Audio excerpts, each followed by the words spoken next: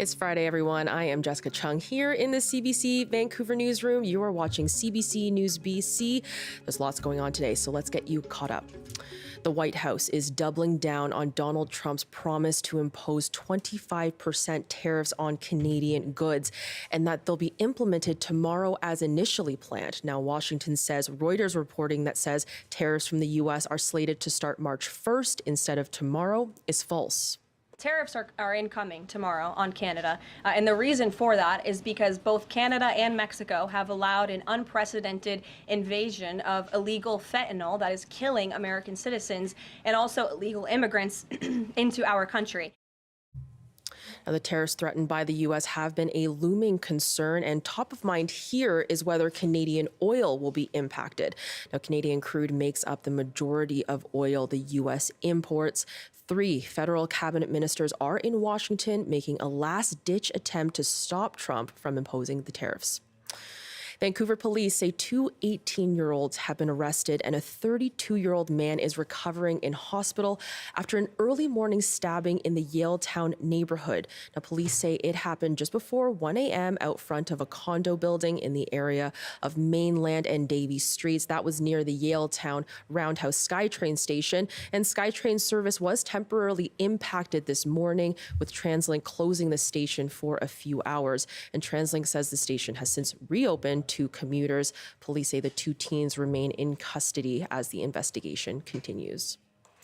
BC's education minister has fired the entire Victoria School Board in a fight over a safety plan that barred police from schools except for emergencies. Now, police have not been allowed at Victoria's schools other than in an emergency since 2023. This distraction has gone on long enough. I am stepping in to get this district back on track and recenter everyone's focus on the need of students. The fired school board chair said it was undemocratic of the education minister to remove the board over the dispute.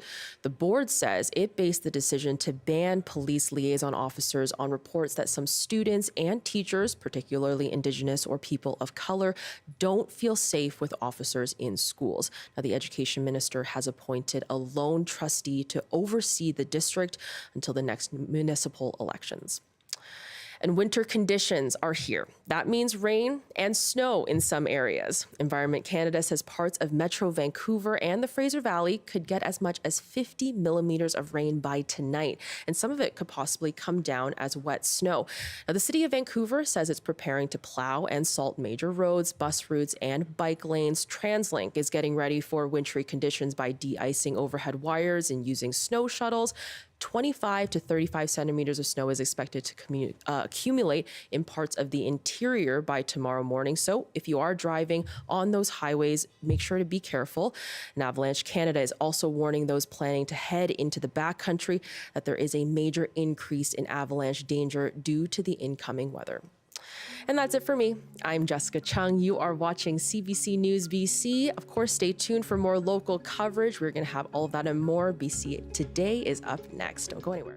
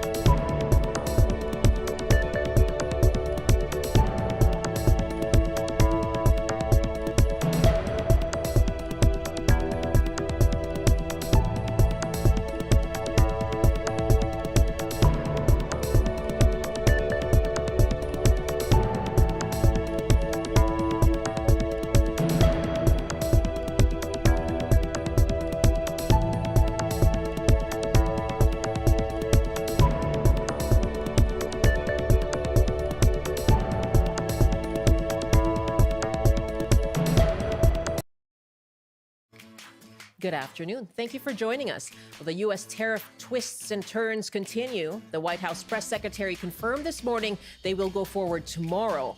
That is after an earlier Reuters report that they'd be delayed. Well, how will the tariffs affect you? We'll hear from the BC Federation of Labor about workers' worries. Plus, are you planning to buy Canadian in light of tariffs? We're going to hear about a new UBC tool that helps you trace the source of your produce. After 12:30, Brian Minter is here. He'll take your gardening questions. I'm Michelle Elliott. Welcome to BC Today.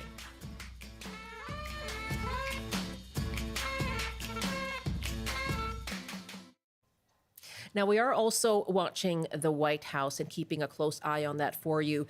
President Donald Trump is scheduled to sign a new raft of executive orders at this hour. They are unspecified right now, but we will watch that to see whether within those orders is anything to do with the tariffs that he is threatening to impose on Canadian goods.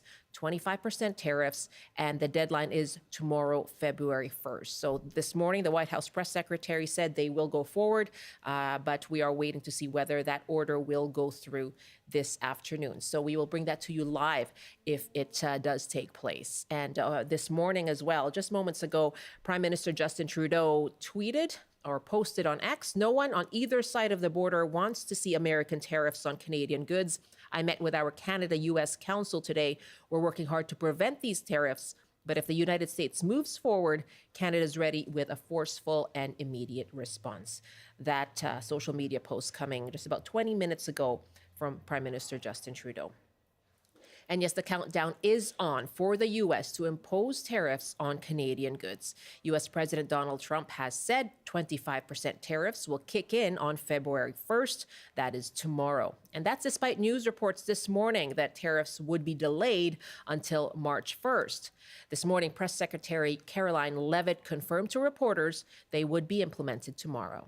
Hey, friends at Reuters are reporting that the president has made a decision on the Canada and Mexico tariffs, but that they won't actually be implemented until March 1st. I was wondering if you could confirm that and talk through some of the president's thinking there. I saw that report and it is false. I was just with the president in the Oval Office, and I can confirm that tomorrow, the February 1st deadline that President Trump put into place at a statement several weeks ago continues. The president will be implementing tomorrow a 25% tariffs on Mexico, 25% tariffs on Canada, and a 10% tariff on China for the illegal fentanyl that they have sourced and allowed to distribute into our country, which has killed tens of millions of Americans. These are promises made and promises kept by the president. The president yesterday said that last night he was planning to discuss whether an exemption would be made on oil imports.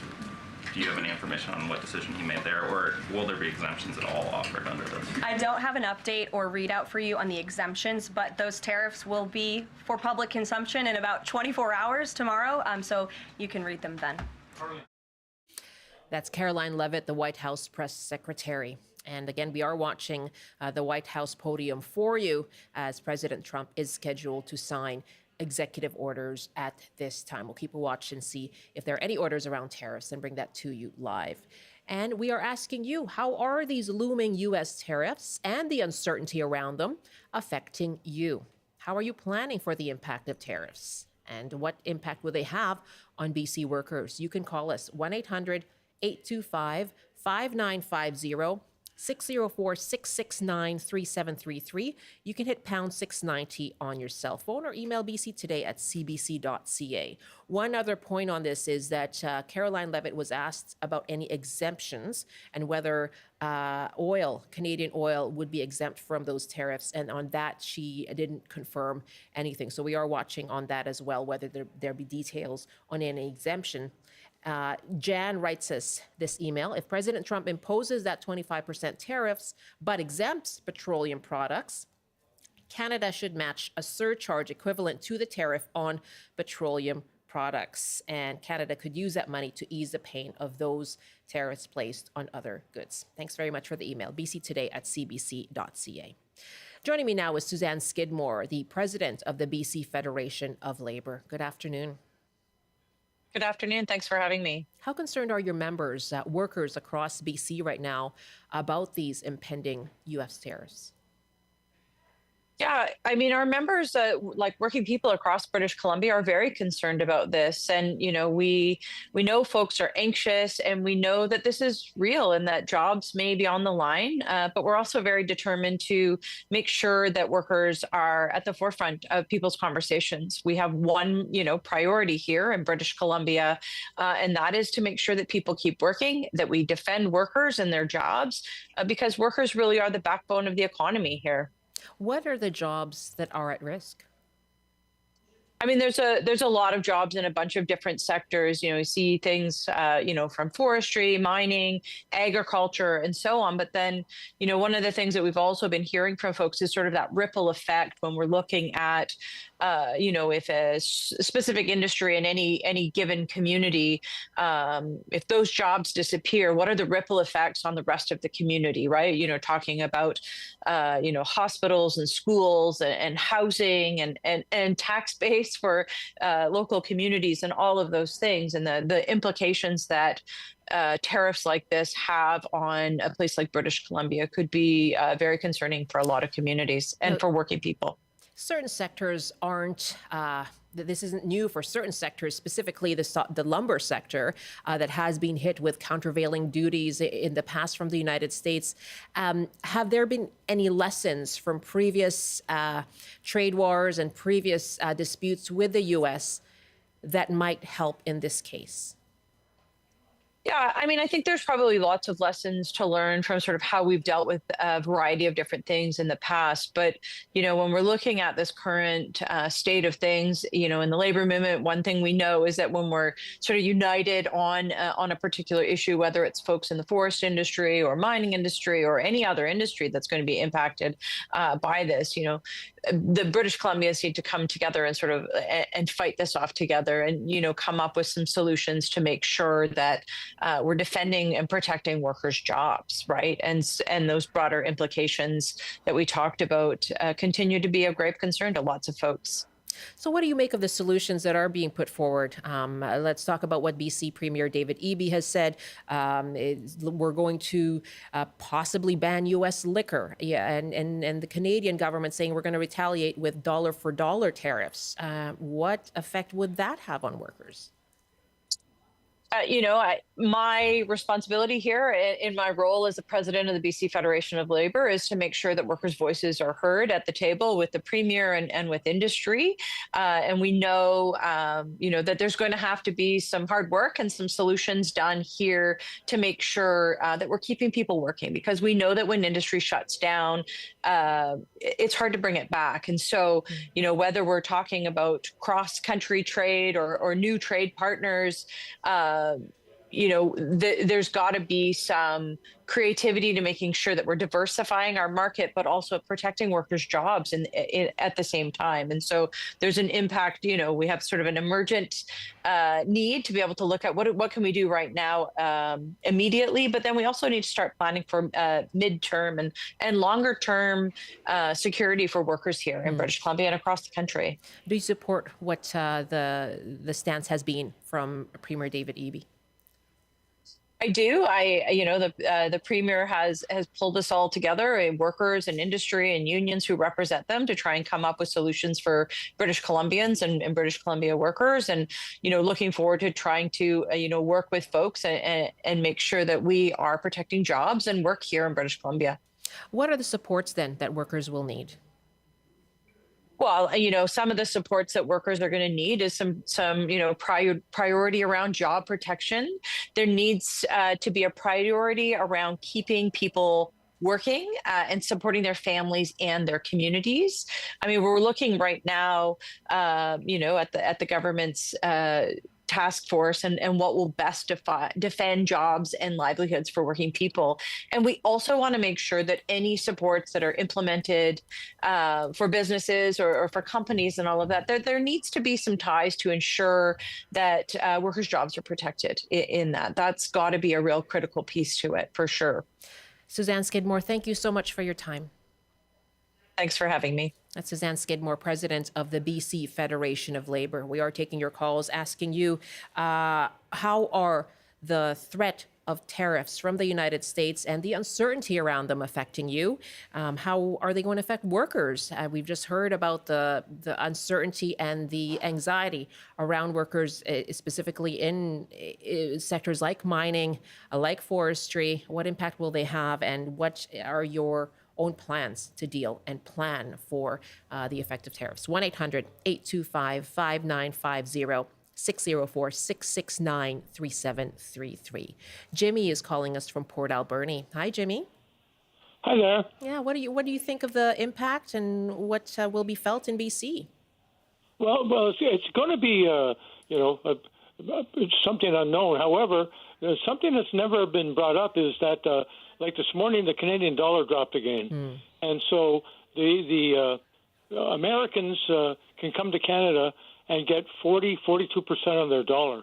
Yeah. So all the border towns better get ready for an influx of shoppers because, let alone the tariffs, they're going to come and get another 40% off. So it's just something that let's hope the Donald doesn't know what he's doing, and it'll be a good thing sometimes. So something that could offset the impact of the tariffs is perhaps a tourism boom. Well, let's not use offset. Like Canada still has to present a very good stance in the lower states like Wisconsin and their cheese, and let's put some tariffs on there. And all the Republican Congress and senators are going to go, whoa, we can't do this. Yeah, so all of that together. Jimmy, great to hear from you. You're right, we haven't heard that point yet, and we've heard that there has been an impact already on the stock markets as a result of that bit of news from the White House this morning. Cam is joining us now from Cobble Hill. Yeah, what will be the impact of these looming tariffs on yourself, Cam?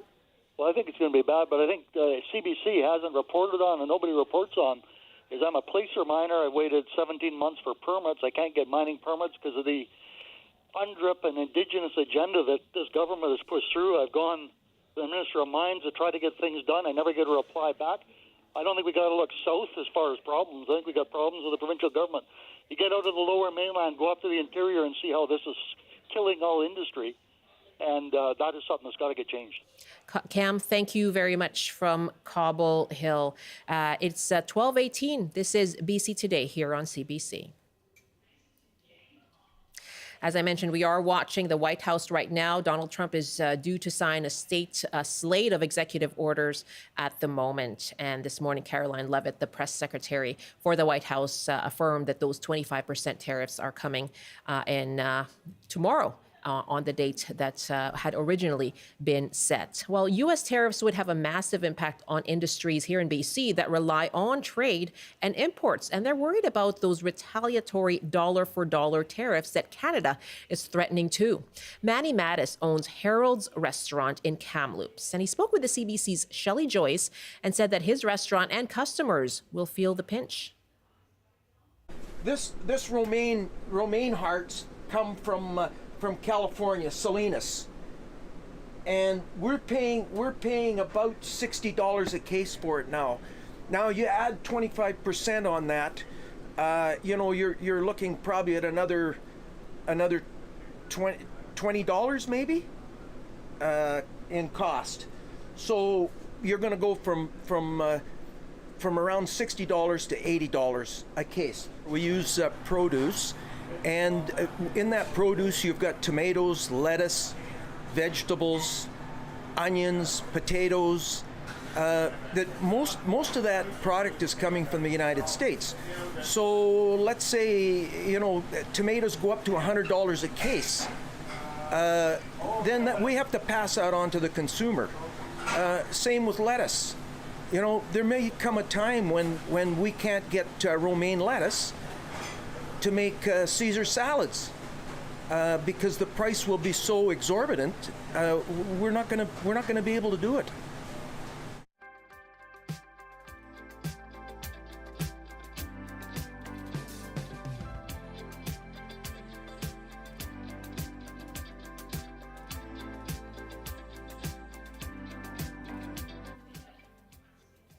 You're with BC Today here on CBC. I'm Michelle Elliott. Thanks very much for joining us. And we're talking about looming tariffs from the U.S., 25% tariffs on Canadian goods being imported into the United States. And this morning, we heard from the press secretary again of the White House saying they are going to go forward.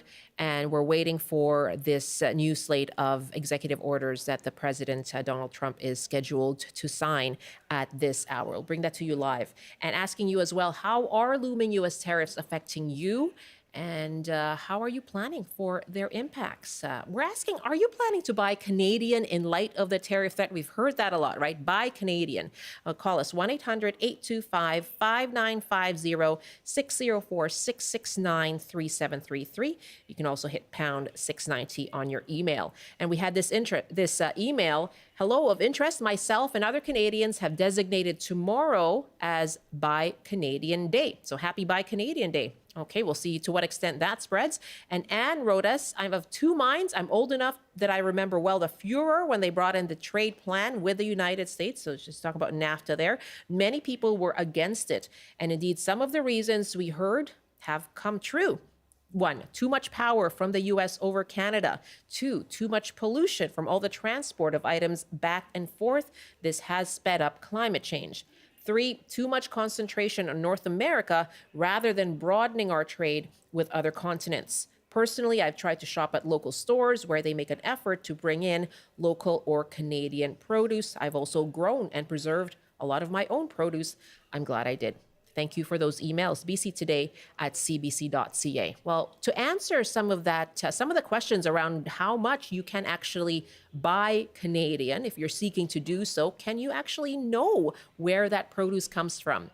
Well, when it comes to produce, UBC has a new interactive tool that traces the flow of 34 fruits and vegetables that are coming into and across Canadian provinces. And they say it reveals just how interconnected our food systems are. Kushank Bajaj is the creator of Canada Food Flows. That's the name of the tool. And he's a former UBC postdoctoral research fellow and, as I understand it, a self-described data nerd. Is that correct? I saw that on the website, so I figured that would be okay to mention. How are you? Thanks for joining us. Thank you for having me. Yeah, that's a good way to describe me for sure. How much have you been hearing this kind of sentiment, buy Canadian only these recent weeks? I think a lot. I think we've heard it from BC Premier Trudeau, Prime Minister as well, had the same sort of sentiment about buying Canadian. But it's part of the solution. I don't think it's the whole answer when it comes to food systems. Why that? Why do you believe that? There are multiple reasons. First, we cannot grow everything we consume in Canada. We cannot grow avocados, bananas, citrus fruits. So we have to depend on other regions to grow, source those food commodities. And more importantly, we live in a very globalized world. It's great to have an interconnected world that we live in right now, and our food security really depends on it. Right. And so what have you learned about just how interconnected those food systems are? And so when someone says, I'm just going to buy Canadian, it's not as easy as it sounds. So what we learned from this work, looking at 34 fruits and vegetables, is that 75% of all fruits consumed by Canadians are imported, and roughly 50% of all vegetables, excluding potatoes, are imported. And from where? From the United States? No, this is globally. And out of that, 36% of Canada's fruit imports are from the US, and 67% of Canadian vegetables consumed in Canada are from the US. That's still quite significant. Go ahead. It's even more significant when we start looking at specific commodities and specific provinces. For example, in BC in 2022, we found that over 80% of all spinach and lettuce came from California and Arizona, and roughly 70% of all onions consumed in BC came from Washington. Wow. Were you surprised to learn that? That's quite staggering. Yeah, absolutely.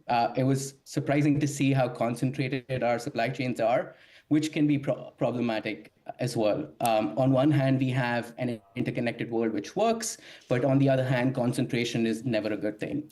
And what about BC supplying the United States with produce? How much is Canada a supplier? I think Canada exports some of the commodities, food commodities. We have blueberries being exported, some greenhouse fruits and vegetables exported. We are a major exporter of potatoes and French fries and other potato commodities. So there's some that we export, but I think net we are an importer of fruits and vegetables from the US. Okay, so Kashank, if someone is going to do their groceries this weekend, is making buying Canadian a priority, how can they go about that?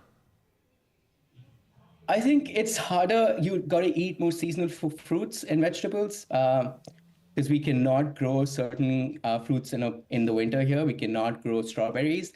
So if you're okay to eat more seasonal fruits and vegetables, I think you still have a chance to buy local, but buy Canadian. But overall, I think it's going to be hard. I at least in imagine the short run. I imagine the costs will be a factor as well. It might be more expensive to do so.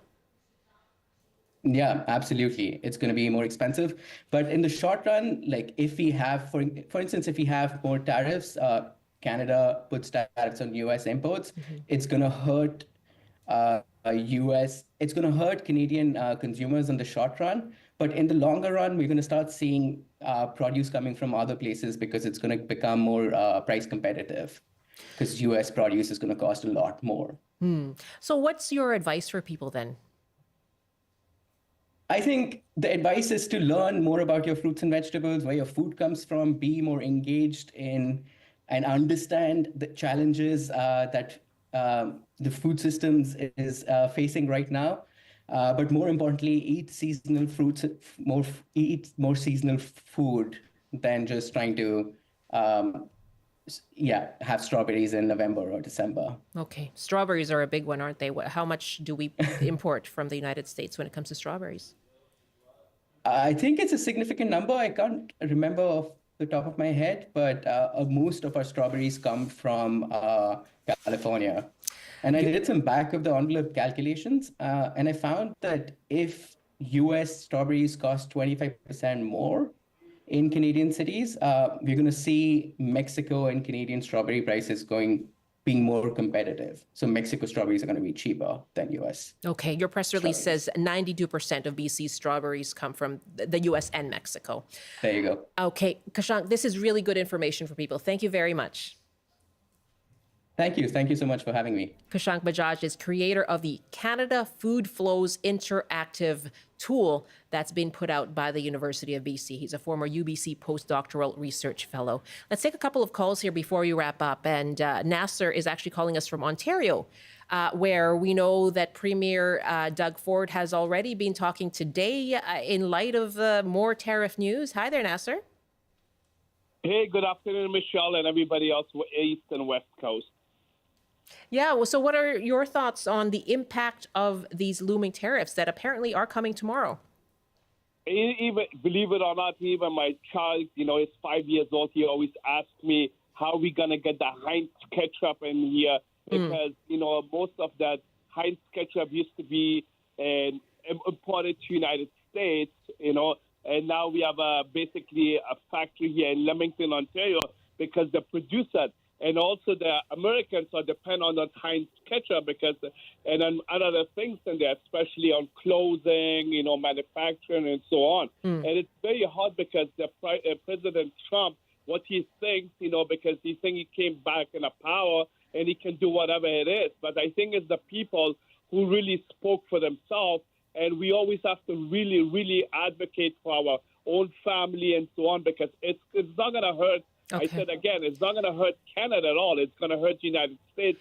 That 300 million people that have been, from east to the west coast, and they're basically depend on it because Canada is number one country here in North America, basically, that you're rather like a sisters and brothers, because if you have It's that relationship. Nasser, I do have to jump in. My apologies. Alexis No, is go ahead, next go ahead. in Slocan Valley. Hi there, Alexis. Hi, thanks for taking my call. Yeah. So I mean, as far as the food goes, eating fruit in winter, not healthy as people think.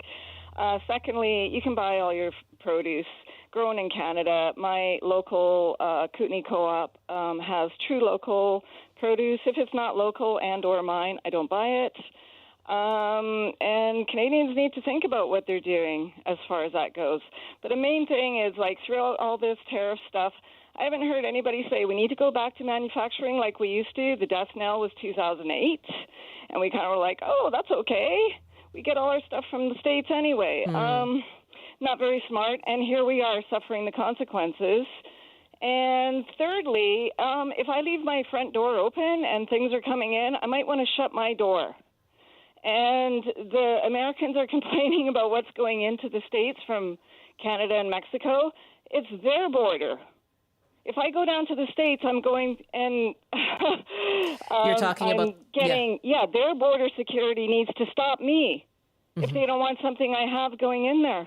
Alexis, thank you so much from the Slocan Valley. The comments there around fentanyl and migrants crossing the border from Canada. Alexis, good to hear from you. Really interesting point about manufacturing as well. I think that's come up quite a lot. No one is at the podium yet at the White House. Again, we'll just continue to watch it for you and bring you the news if those executive orders are being signed and whether any of them will have anything to do with the tariffs threats that's supposed to come in tomorrow, according to the press secretary. This is BC Today here on CBC.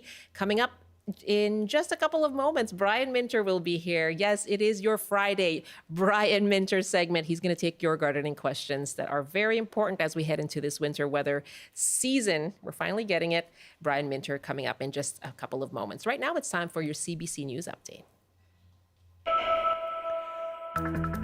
Good afternoon. BC's new committee to manage U.S. tariff threats has been meeting to discuss a strategy. As we've been hearing on the show, the White House says tariffs will begin tomorrow.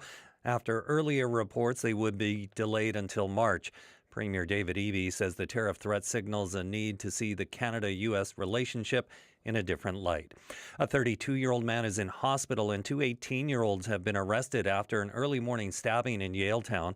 Vancouver police say a verbal altercation broke out in front of a condo building near the Yaletown Roundhouse SkyTrain station. SkyTrain service was affected this morning, but is running again.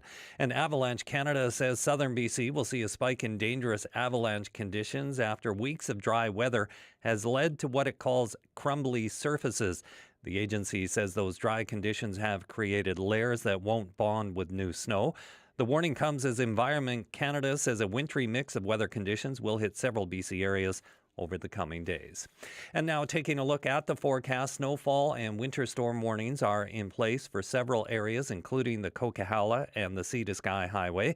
On the north coast, a mix of sun and cloud this afternoon with a high of -2, highs around -18 with snow in the Peace. In the central interior, snow with a high of -6.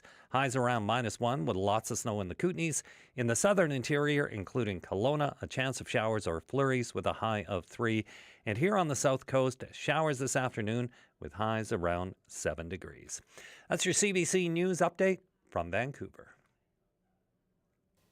Thank you, Rob. You're welcome. Robert Zimmerman in the CBC Vancouver newsroom. And welcome back. You're with BC Today here on CBC Radio 1. I'm Michelle Elliott. Happy Friday. Very nice to be with you. And you know what? It is actually the Lunar New Year this week. We are well into the year of the snake. We do have cold, snowy weather coming up, but still a lot of opportunities to celebrate. CBC's Stephen Quinn, host of the early edition, spoke to Frank Huang, one of the Lunar New Year parade's organizers, and Melissa Carmen Lee, who's CEO of the Chinese Canadian Museum.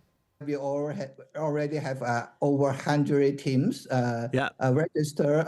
The participant is over 4,500. Wow. But it depends of the weather. As the user, probably over 100,000 people will join. This is my favorite. So Elephant Garden Creamery is a Chinese Canadian ice cream shop in Commercial Drive.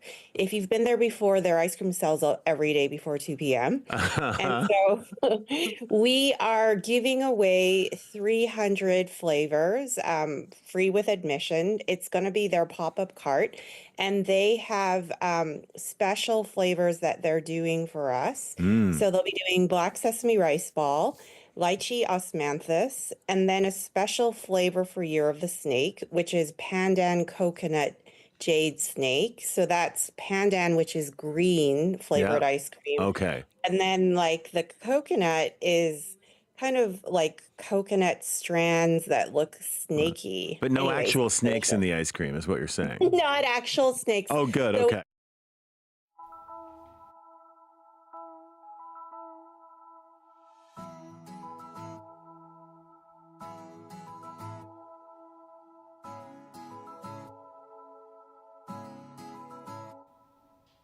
You're with BC Today. I'm Michelle Elliott, and I'm joined by Brian Mincher, as he does every 2 weeks now with your gardening advice. And of course, he's taking your questions. You can call us now, 1-800-825-5950, 604-669-3733. And you can hit pound 690 as well, or you can email it in, bctoday@cbc.ca. And Brian Minter joins me now from Country Garden Limited in Chilliwack. Hello, Brian. Hi, Michelle. You know, interesting addition in terms of how much we import. Here we have a gardening season coming up, and you know, I think have to teach so many people. We're living closer together in smaller spaces, but growing so much of our own produce in containers is becoming easier with all the new varieties of vegetables that harvest in a shorter period of time, more disease probably ripen earlier. And so we have an opportunity, I think, to learn how to be a little more self-sufficient in terms of all those fruits and vegetables. And that's something that, you know, everybody in the country can do in some way or the other. So it's just a little thing that, you know, promoting growing your own food is becoming such an important issue, and learning how to do it well and to make it very cost effective. That's something I think that all of us need to take a really good look at, because it really will be, and the food is so much better too. But, There it is. Okay. Yeah. But go ahead. The other thing, we are, according to CBC, going to get some in the Eastern Valley in particular. And that, of course, we're about the worst in the interior valley here. But as you get into the coastal, it's not so bad. But once we're getting temperatures into the -8, -9, -10, and then if we get the wind chill added to that, that means we're going to drop into -15. And I'm really concerned about so many people who have containers out. It's been very, you know, we've had the wonderful frost to be able to harden things off, which is good. But I think just basically three things very quickly. Number one is anything that is a bit tender, and I think we need to cover it with an insulating material. Burlap sacking is not an insulating material. You need something that's going to protect them, or move things inside to a protected area. I think that's very, very important. And plants we would have outside in our gardens. If you have a garden, mulch over top is probably the best thing you can do. A bark, fir or hemlock bark mulch around your plants, even sawdust if you have it.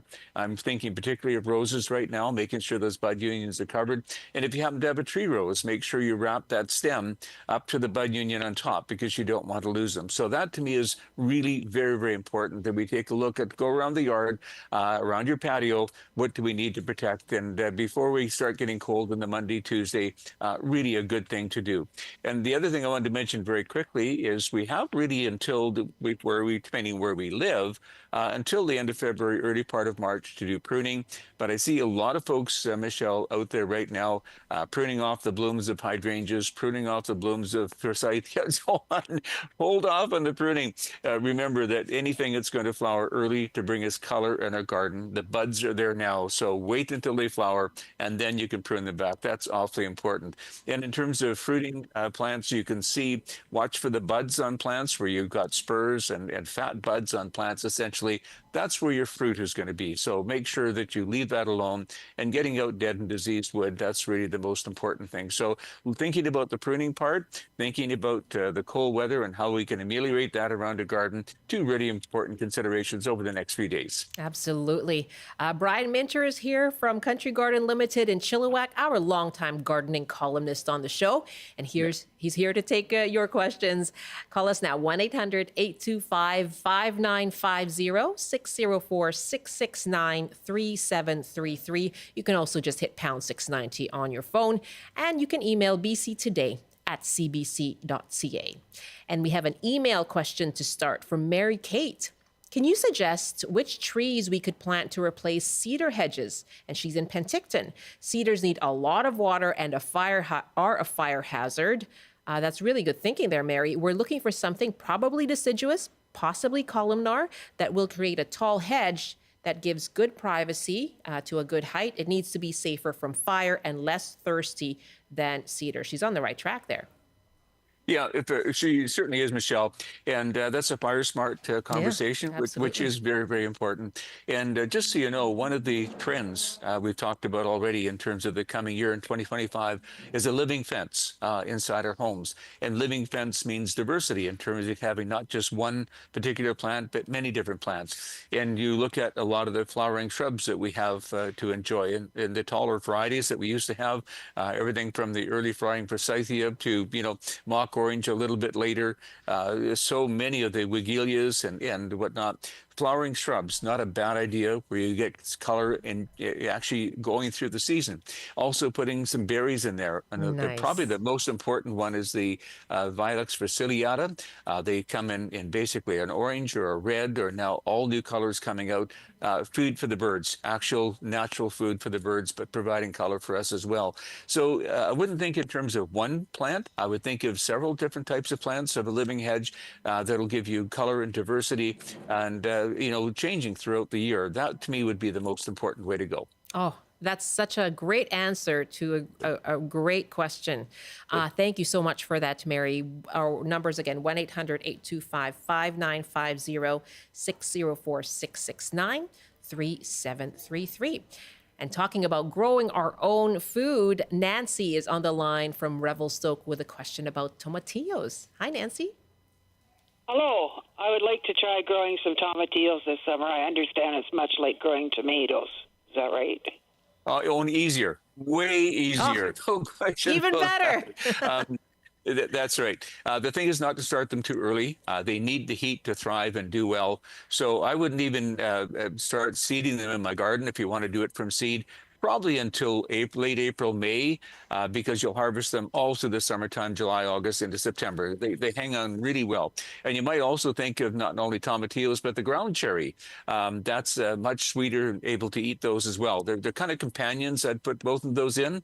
But again, late, easy to grow, and they're becoming very, very popular, particular tomatillos, because of the wonderful sauces that they make as well. So great idea. Nancy, good luck to you. And I might just try that myself. Terry's on the line now in Vancouver with a question about lemon trees. Hi, Terry. Hi, Brian. Terry Clark here. Hi. Hi, and Michelle. If you think Brian is the most wonderful guy in the world, he's 1,000% better than that. So we know him for a long time. He's just the best. Anyway, Brian, I bought a lemon tree, it's smallish, about 2 years ago. And the first year I had little lemons on it, and I kept it in my greenhouse. And then I haven't had anything lately, but when I put it in the greenhouse in the fall, all of a sudden, like the next day, there was this white fly everywhere. And I think they may have come in on that lemon tree. So I treated the greenhouse with those sticky things, but then I saw there was lots of black residue on the leaves and sticky on the leaves of the lemon bush. So I put a tablespoon of washing up liquid and a tablespoon of oil and some hot water, and I cleaned it off. I don't know if that's going to do it, but what's your opinion? What do you think? Oh, yeah. First of all, Terry, one of the you've got your lemon tree in a cool greenhouse. That's where they need to be. They're happiest there. And number two, you've done the smart thing. Yellow sticky tape is the best control for whitefly by far, and you get this residue often from aphids and so on. And Terry, the very best thing to use for control is the organic horticultural oil. You use the growing season ratio. We actually use it on the tropicals very successfully, and you need to do it at least 3 times, about a week apart or 10 days apart. If it gets really cold this week, Terry, maybe don't do it then, but wait for it to be, if you can get around 10 degrees, that would be perfect in terms of spraying time where it's effective. But 3 sprayings of horticultural oil will clean that black city mold up on the lemon tree beautifully, and you'll be back in great shape. Perfecto. So the greenhouse is at about, I don't know, 55. Is that cool enough, or should it? I have other things in there, but. No, couldn't be better. Anything around 10 degrees, anything over 10 degrees is perfect in a greenhouse, and still keeping the cost of heating down to, a reasonable level. So good luck with the lemon, Terry. Good to talk to you. Thank you, Brian. Take care. Bye. Take care, Bye. Terry. And I second her point about Brian Mincher, how wonderful he is. Thanks for the call. Grant is up next now in Salmon Arm. And Grant, welcome to the show. You want to ask about beech trees? Yes, please. Yeah, go ahead. Hello, Brian. Hi. Hi, Brian. About 20 years ago, I planted a large number of beech trees on my property, which is about 30 kilometers out of Salmon Arm. And unfortunately, they came along with the woolly beech aphid, which, I've kind of just made peace with, because usually the natural predators kind of keep on top of them. However, last year, after that bitterly cold snap we had, I don't know if it killed off a lot of the natural predators. The woolly aphid came back in such numbers that the beech trees really suffered and looked horrible the whole year. And all the new buds for this year are way smaller than they usually are. And some of these, trees are, 30 feet tall. So I was just wondering if there was something I could spray. I know that you can't use like a mineral oil dormant spray on beech according to the package insert. But I was wondering if I could use something else to kind of knock the numbers down. The funny thing is that because nobody anywhere near me has beech, if I could eradicate those woolly aphids, I probably wouldn't have any more problems with them, and they are an important species. So, I'd love to hear your advice. Well, the only thing, and I'm sorry they're so high, because it gets very difficult. I mean, ideally, a systemic would be great, but that was taken off the market many years ago, Grant. Right. What I would really do, I really believe in this product. It's an organic product. It's safer soap, but it's a cocktail of the fatty soaps called Trounce. Trounce is so good at controlling aphids. You may have to do 2 or 3 particular sprayings, but it will do a wonderful job at controlling aphids, and do it organically without hurting natural predators and so on. But Trounce is absolutely ideal and safe. Okay, and can I spray that while they're dormant to kill the eggs, or would I have to wait until they hatch? No, unfortunately, you're going to have to wait until they hatch, because you are right. Oil is good in many plants, but nut trees and beech and viburnums don't take kindly to the oil. So at this point here, I would try a little bit, though, just so you know, on a few of the trees, I would get the horticultural oil and do the dormant ratio. Try it on a few of the trunks and just watch and wait and see. And but the small leaves, Grant, you're talking about, I think that's a residue from the cold last year that it really did affect so many trees, and that's severe cold. But I think that they're back now, and I think as we get through this winter and next spring, you really should find them coming along again. But Trounce will do wonders for you. It really will. Okay, Grant. Excellent. All right. Thank you very much. Much appreciated. Thank you for the call. We appreciate your question. So Trounce, great option there. We have an email question here that's really interesting. Lisa asks from Victoria, I never find that the veggies taste as good in a container. Do you think it's just as nutritious? They rely on such a small amount of soil for the year. There are no earthworms that can get to them. What's the best fertilizer that is organic for peppers and tomatoes? Do they need a different fertilizer? Yeah, Lisa brings up a very good point. But new breeding, in terms of for example, a lot of tomatoes have a plus beside them. They for example, Early Girl Plus. They're working on the flavor to get better, but essentially getting your soil, whatever you're using, and I think the professional soil mixes like Sunshine or Pro Mix are very, very good. But what I always do is add sea soil to that blend. Sea soil is kelp and fish meal, and it really gets the organics up in your containers and does a wonderful job. So that honestly will help tremendously. And again, stress will take away flavor. So making sure that in a container, bigger containers are easier to get the critical mass of soil so they don't dry out so quickly. And always remember that in containers, we need a big enough container where things don't stress all the time. Right. So keeping enough moisture at the right times, and remember water in the morning, that is very, very important if you can. And again, the nutrient. We always talk about the 40% organic, 10, 15, 19 with the micronutrients in it. So if you've got your micronutrients, you've got your organics from the kelp and the fish meal, and you're keeping them moist, all those things will help Lisa really get the flavor up on our container vegetables. Yeah, great tips. Lisa, thank you for the very good question. Maggie is calling us now. Let's go back east in Trail. Hi, Maggie. Hi, good afternoon. I have a question. We've had minus 10 degree weather for the last 2 weeks, and I have walked yesterday around my bare yard. Today we have 5 inches of snow, and I noticed that my peach trees, my Rainier cherry, and my pink dogwood all have, looks like, growth and buds. So we're expecting cold weather next week. Should I just freak out now and just watch it, or is there something I could do? And my rhododendrons just completely wilt overnight, and if I were to put Remay, the snow when it goes on the thing breaks the branches and the buds. Yeah, you've asked so many good questions. First of all, get some string right now. Twine would be good. Get some help, 2 people. Push the rhododendron together and tie it up more tightly. Instead of being loose, tie it up. We do that all the time. We dig rhododendrons, we tie them up tight so no branches get broken. So do that tight tie around them, and then wrap your Remay. Well, actually, Remay insulate is better. It has a 10-degree rating around the outside. That will make a difference.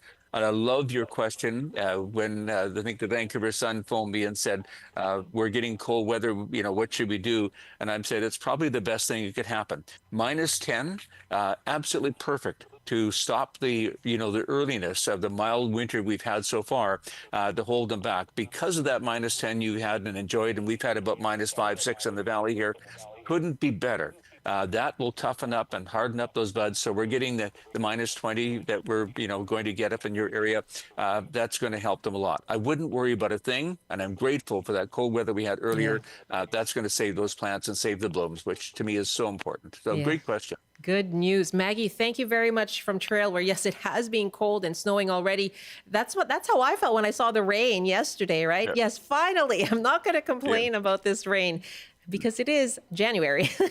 Yeah, it is. And looking at the cold weather, of course, this weekend. We have Brian Minter for a few more minutes here on the show, taking your gardening questions. So if you want to get it in, 1-800-825-5950, 604-669-3733. Those are our numbers. You can hit pound 690 on your cell phone as well. And Marie is on the line now in Abbotsford. Hi, Marie. Hi. I've lived in a condo now for 3 years, and everywhere I move, I plant lilac trees. And I planted 3 trees, and they have never bloomed, and they're very long and leggy, and they get lots of leaves, but they don't bloom. What am I doing wrong? Marie, the lilacs do take, the French hybrids in particular, do take a lot longer to bloom. But, I'm encouraging people to go away from the French hybrids, unless you live in the Okanagan or a drier climate where you can plant them out. They're happy there. They perform best there. What I'd love you to do, if you love the lilacs, please get the Korean lilacs, because they are shorter and more compact and bloom easily, even a young plant. Or better yet, and I give Proven Winters a lot of credit for this, for developing a variety called Bloomerang. And Bloomerang grows only 4 to 6 feet high, but it produces lots of blooms early, incredible perfume. But again, at the end of August, they completely bloom all over again. And you get that double fragrance and double, beauty in your garden at that time of year. So I think I would look at different varieties of lilacs. I would certainly go with the Koreans. They only bloom once, but they stay very compact, great varieties.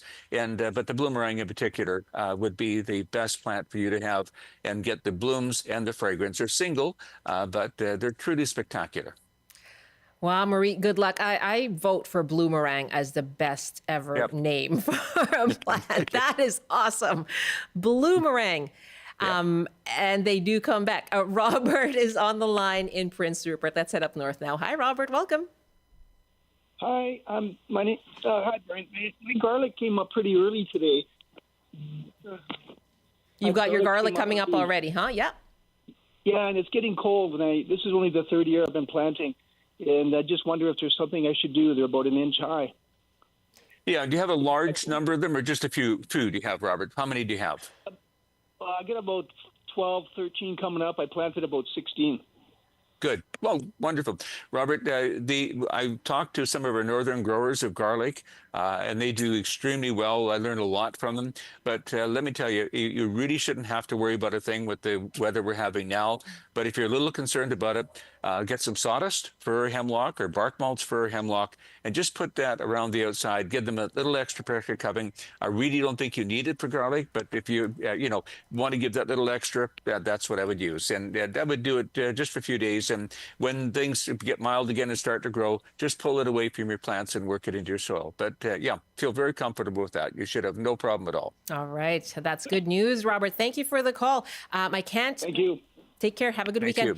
Now, Marie in Coquitlam, I unfortunately won't have time for you to come on the show, but I do see that your question is about how the peach crop is going to do this year in the Okanagan compared to last year. Well, I think, again, talked to a scientist from New Zealand who went up to the Okanagan to help them out there. And he's a specialist in terms of frost damage and so on. He worked in Oregon for many, many years. If you can see the buds on your tree right now, each one of those buds, and keep in mind, if you're just a quick pruning tip here, if you're pruning your peaches, any branch that grows longer than about 16 to 18 inches will be a fruit-bearing branch. And if you see little buds around there right now that are very tight, that's going to, and you prune those back about a third. Small branches, just get rid of them. But your larger branches from last year's growth, that is 2, 3, 4 feet, cut them back a third. That'll give you enough new branching that'll give you new crops for next year. But I think you're going to be absolutely okay. Within the range of the cold that we're expecting to get right now, really should be no damage to your peaches. And this is the way you can go and take a look and watch your crop.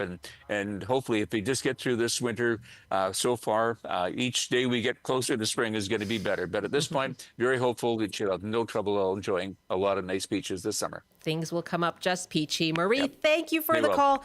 Brian, so great to have you. Enjoy the cold because it is good news. Yep, it is. Okay. Thanks so much, Michelle. That's Brian Minter. Talk to you next time. Brian Minter, our gardening columnist. He'll be back here in 2 weeks.